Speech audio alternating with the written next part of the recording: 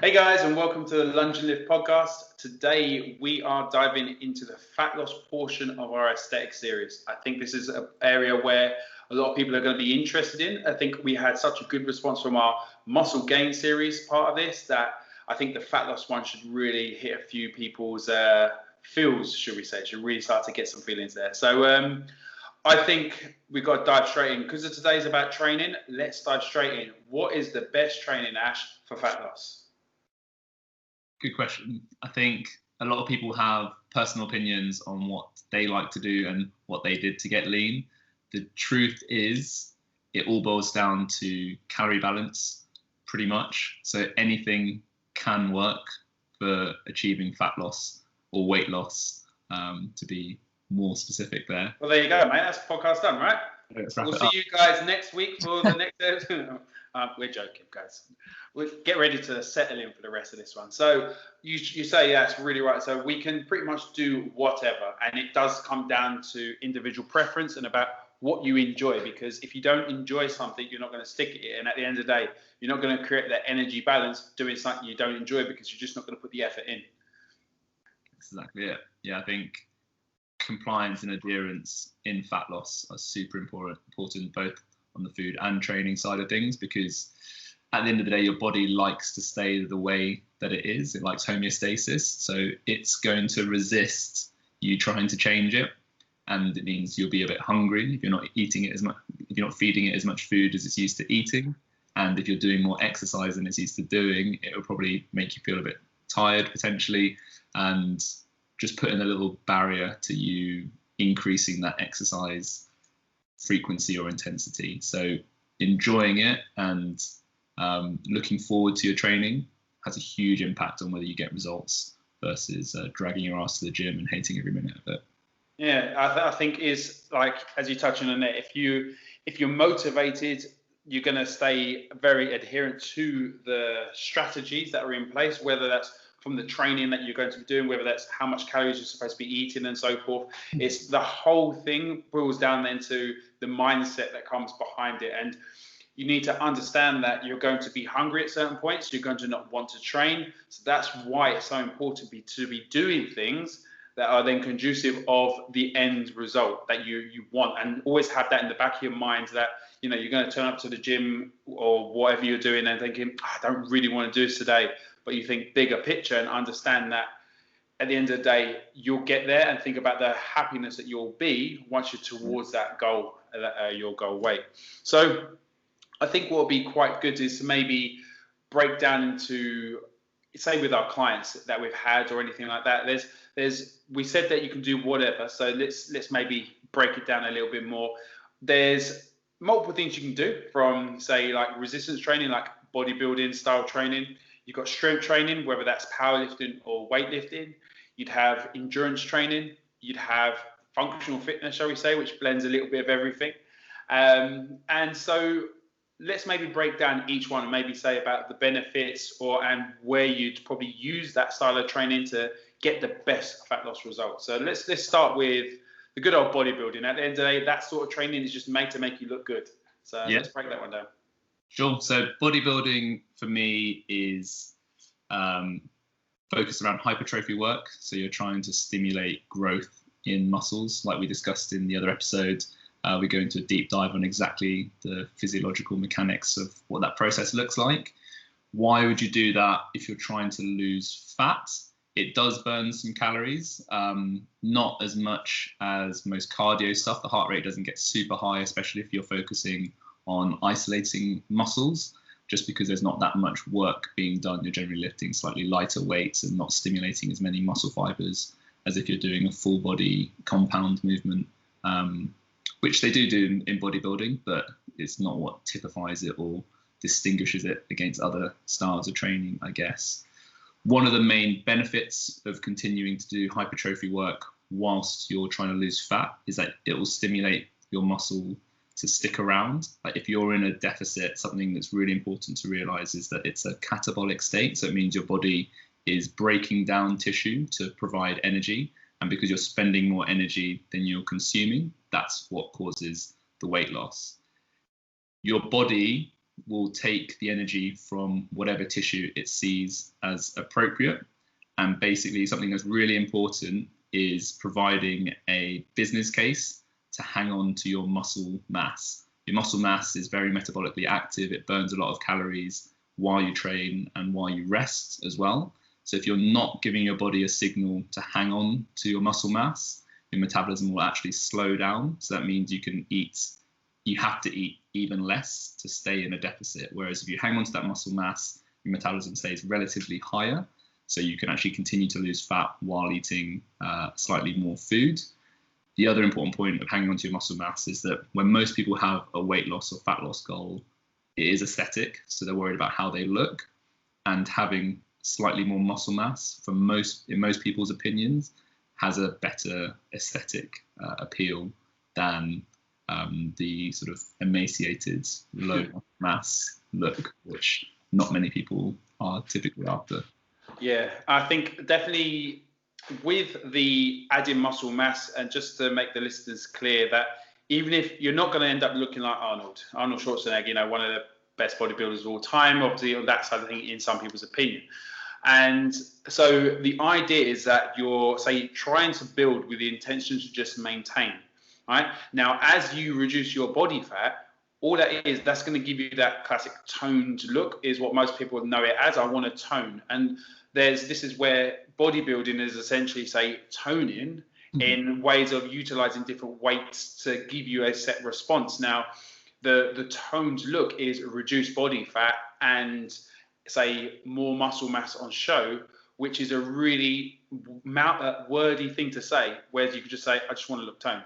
Yeah. And people know it, and people, it's quite bad, because within fitness professionals, people bash each other. Oh yeah, there's no such thing as toning and stuff like that. But when we're as a trainer, we're dealing with the general public a lot of the time, and in their eyes, they want the toned look. So you just use whatever terminology it is, but we know what toning is, so we can give that person exactly what they want, and we don't need to bash them.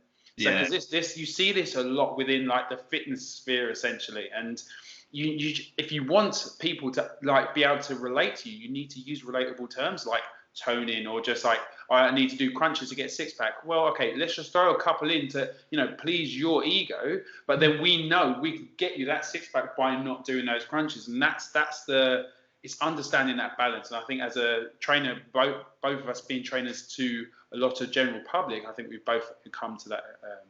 I think that side of things is you've got to educate people on how they actually achieve the look that they're after, and the classic like tone zone, low weights, high reps is neither here nor there. It's not building muscle, and it's not really a fast way of losing fat either.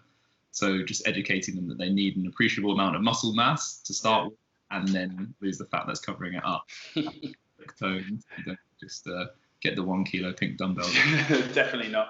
But I think when it comes to bodybuilding, one of the benefits that I've seen, like in my own personal experiences and with clients and so forth, is especially when you're deep into a fat loss journey, it's relatively easy to do no matter how you're feeling. So if you're feeling a little bit down because you may have low energy, you're struggling to get a pump, say, because it's not working, but you're still going through those motions, you're still trying to get the end goal of building that muscle, it might not be the best session possible. Whereas if you compare that to, say, a strength or a endurance session where you have measurable numbers to, say, hit, and you don't hit them, that can then really start to take a battering on, say, your mindset. And as we said at the start here, this is about something you can do continuously, so you can stay consistent to the end of your journey, even though that journey pretty much never ends in the fitness thing.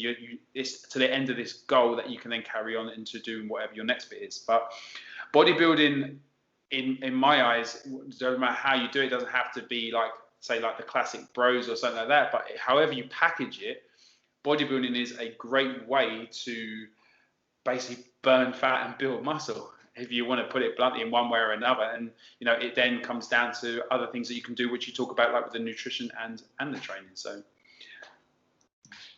anything else you want to add to bodybuilding, or shall we now dive into strength training? Well, I think people have a reluctance to follow bodybuilding. I think there's a bit of a stigma around it. Yeah, where especially moving into CrossFit, sort of like there's no mirrors, we're not vain, we don't care about how we look, and bodybuilding is therefore wrong.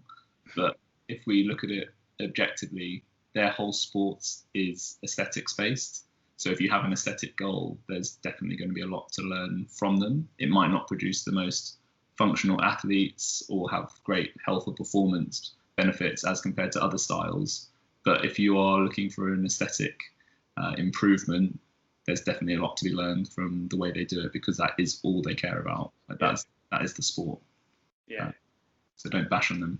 No, basically, yeah. So strength training, I think that follows quite nicely on, because before we go into like the functional fitness side of things, which is a bit of a blend, strength training as a fat loss tool, in my opinion, is probably one of the worst. Even though it's what I love the most, it's definitely not the best thing for strength training, because you're sitting around a lot, resting because the loads are heavy. So that means you're not actually expending much.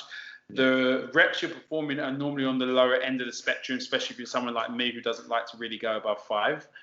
And you're putting so much stress through the body that you actually take longer to recover, and it's more the nervous system recovering rather than muscle damage recovering.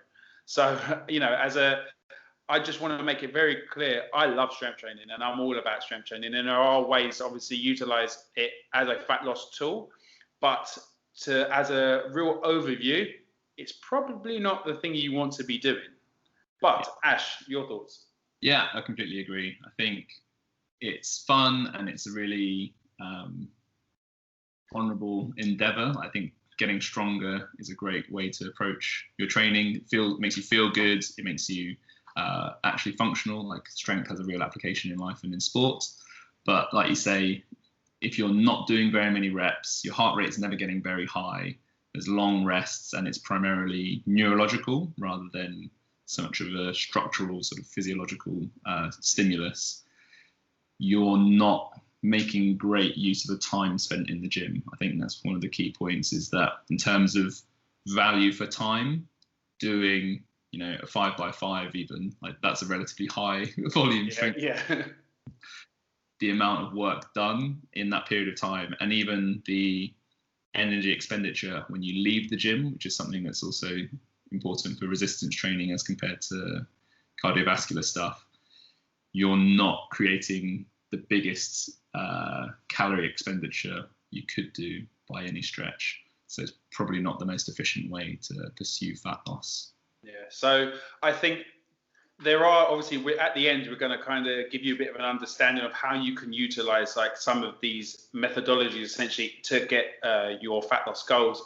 But the case that I do have for strength training in general is because, especially if you are someone that has a overall strength goal and you are interested about how much you lift, I do think it is important to maintain a level of strength. And that doesn't always mean 1 rep max or anything like that, because that really is in a way counterintuitive, right? 1 rep max in when you're on a fat loss journey probably isn't the best. However, I would like to recommend that, say, even going down, say a set of 3 as an example, going to say 3 is your lowest, and having that as a measurable tool for you to see, am I maintaining strength or how much strength am I losing? Because for me, 3 reps is a kind of a way where you can push yourself, but you're not really necessarily going to end yourself You can obviously end yourself with 3 reps, 100%. But most of the time, going to around that sort of range, 3 to 5 reps is a nice place to test yourself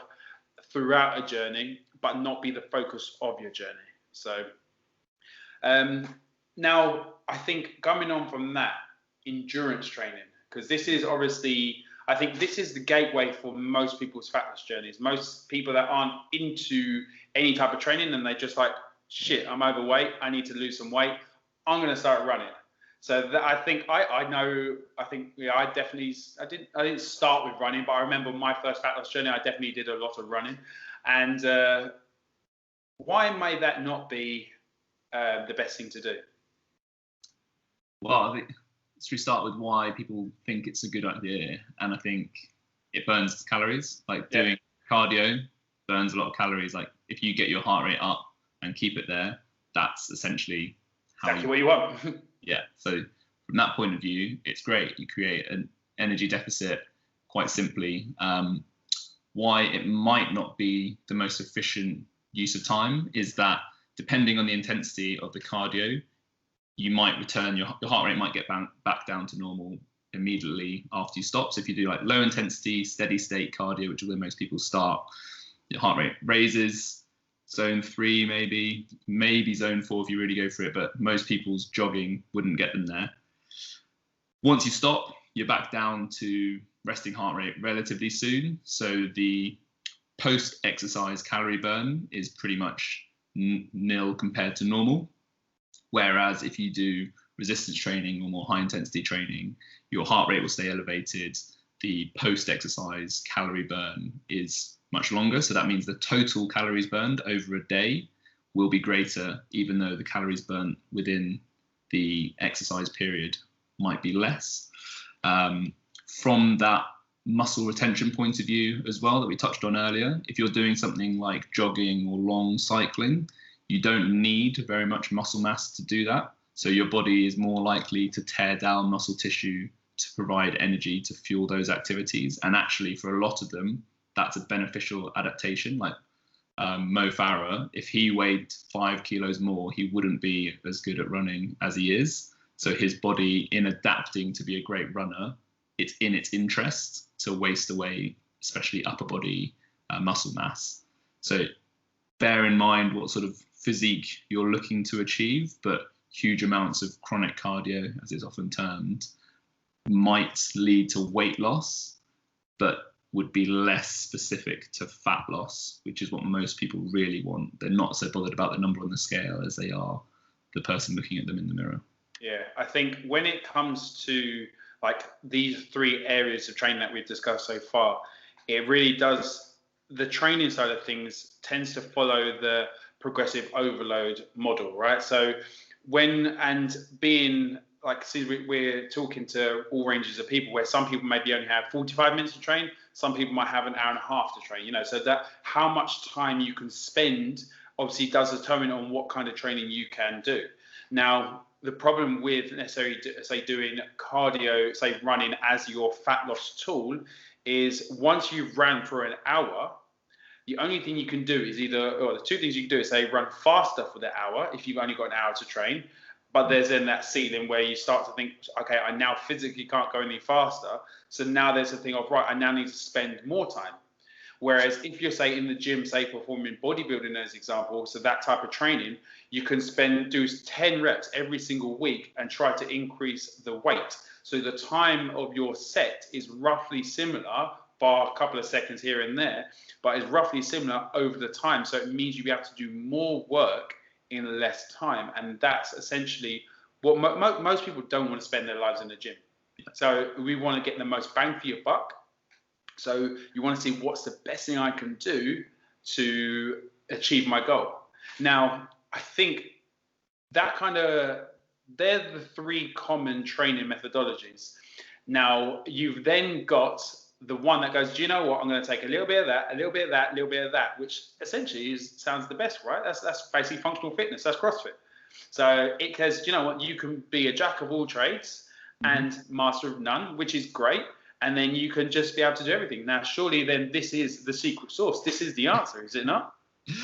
Maybe. I think probably not. And the reason I say that is, I think we said it before for the hypertrophy, podcast, was CrossFit is a general physical preparedness training system. So the goal of CrossFit is not fat loss. The goal of CrossFit is to get you generally physically prepared from a fitness point of view. So it's much more centered around performance and athleticism, but rather than making body composition changes. That doesn't mean you can't get very lean doing CrossFit. You can, but it's just more of an indirect path than a purely aesthetics driven goal. Like at the end of the day, a bodybuilder doing a cut is somebody who's trying to get lean as efficiently as possible. That is what their food and training program is 100% centered around.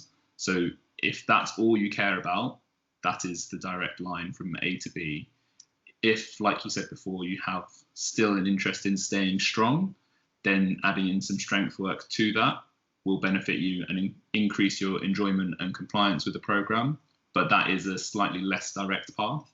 And the same goes for CrossFit. Is if you enjoy, one of the many benefits of CrossFit is it's fun, like you're learning skills, you're doing a diverse range of movements, which keeps it enjoyable. The whole community side of it's amazing because you're socializing at the same time as training. So there's loads of reasons why you might choose CrossFit as a means to lose fat, but it doesn't mean that the training methodology is the most direct way to lose fat, which I think can be confusing for a lot of people, because there's also a lot of CrossFitters who are absolutely ripped. Yeah.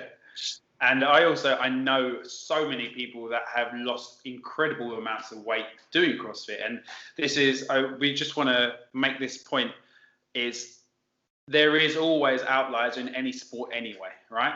And we're not now saying someone who's massively overweight that loses a load of weight is an outlier at all when it comes to CrossFit.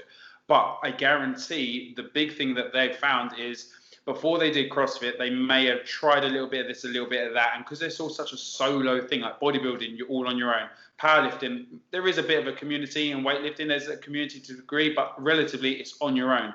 Whereas with CrossFit, because it's a class-based model, most of the time, you're in a community, you make friends. So you're not only getting the mental improvements of having a community, having someone else motivating you on your journey and keeping you accountable. You're also then finding new skills, which again, as you said, keeps you bringing you back week on week.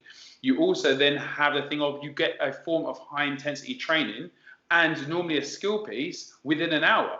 So you're getting so much bang for your buck. Now, the thing with this is when you start looking at all four things that we've touched on, right? So we started about bodybuilding, some strength training, then we've gone into the endurance and then CrossFit. Now, bodybuilding would probably be the best way to say, give you the aesthetic goal of looking good and conserving energy and demanding energy at the same time. Because when I mean about conserving energy, if you're tired from your fat loss and you're not putting enough calories in, you can still go to the gym and you haven't got to suddenly now do this high skill movement, jump on an assault bike and get going. You're just like, I haven't got it in me today. Whereas with bodybuilding, you can kind of keep that going.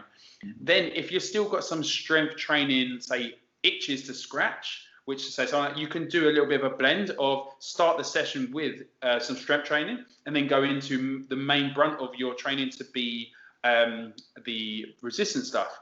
Then if you're thinking, do you know what, I'm also slightly thinking about a bit of cardiovascular fitness, so no, I don't want to just look good but be out of breath, then you might want to include some running.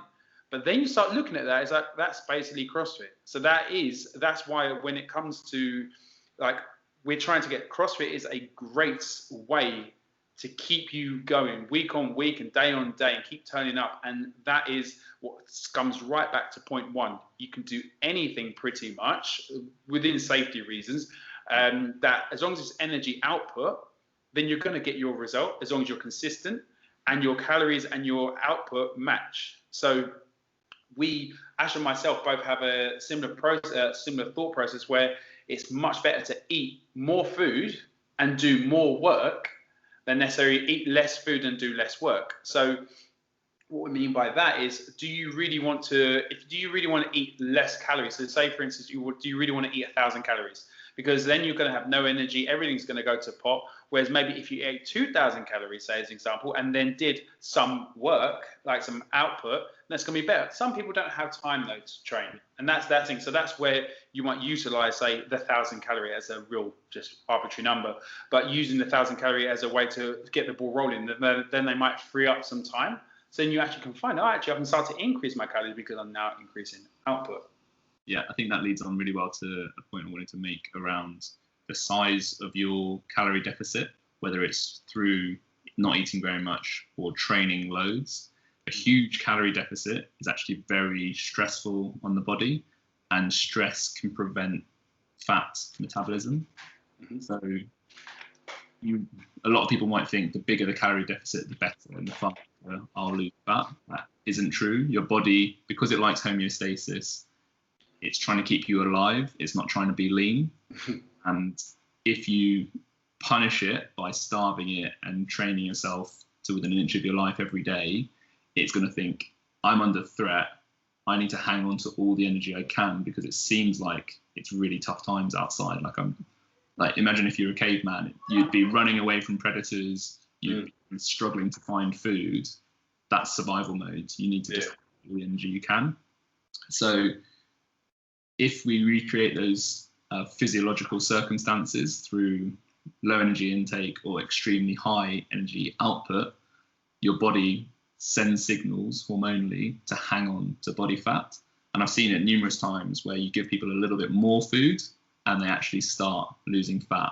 And the same goes with training. You can actually back off your training a little bit, and because you're less stressed, your body will actually let the fat go. It's almost an emotional thing. So while we talk about it all boils down to your calorie deficit, there are other factors at play, and the stress component is huge, and it'll actually be down regulating your metabolism. So the calorie point is still true, but it just means that there's another component to it, which I think overtraining or under recovering is a huge part of, which is another risk of like the high intensity training like CrossFit or HIIT classes. If you're doing that all the time, it's a huge stress in your body.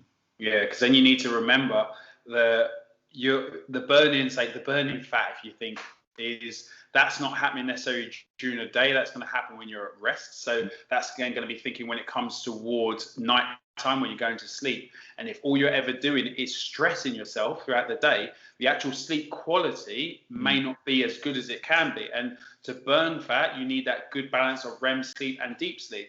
And if all you're doing is recovering your mind from all the stress, the body recovery side of things may not be as optimal as they can be. So it really is balancing all the areas, whether that's from the training, the nutrition, the mindset, the recovery.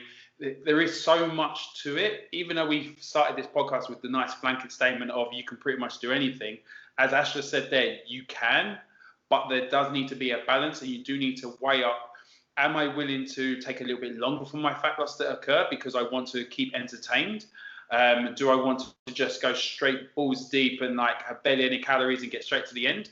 Or do I want to maybe, try new things? So what I tend to recommend people do, especially if they're new to training, they haven't really got an understanding of many training methodologies. I say, right, okay, we're going to follow this, whatever program for 4 out of your 5 sessions of the week. And your 5th session of the week is for you to go and do an activity. So that could be rock climbing, tennis, running, if that's what you want to try, trail running, cycling, whatever it is, you're doing something. So you're having fun with your fitness. And I think that's where people get so bogged down with, okay, I've got to lose X amount of weight. But in reality, unless it's because you're dying of some health issues because of your weight, you're just doing it because you want to look better. So if you're just doing it because you want to look better, you're going to need to remember that's motivation that's going to keep you driving there. But motivation is only going to be there for as long as you can be. It's then the consistency through your determination to achieve your goal. So then by making sure you're having fun along the way, you can think every Friday I get to meet up with my mates and play tennis, or, play squash. So making sure it's fun, that's what helps you be consistent. Yeah, spot on. And to round that off, something that's really not fun, but can be effective, and it's going to sound like a bit of a contradiction to what we said earlier, but a lot of bodybuilders will use low intensity, steady state cardio for the stress point, is that they know that if they do too much high intensity, like interval training or cardio on top of their resistance training, they know that will push them over the edge stress-wise. So to get the benefits of burning more calories, this is somebody who's typically got a lot of time to train. Yeah. Their weights and cardio, probably training twice a day at least. And that's a business case for having the low intensity steady state in, because it doesn't create as much stress. So you can burn calories and create that negative calorie balance.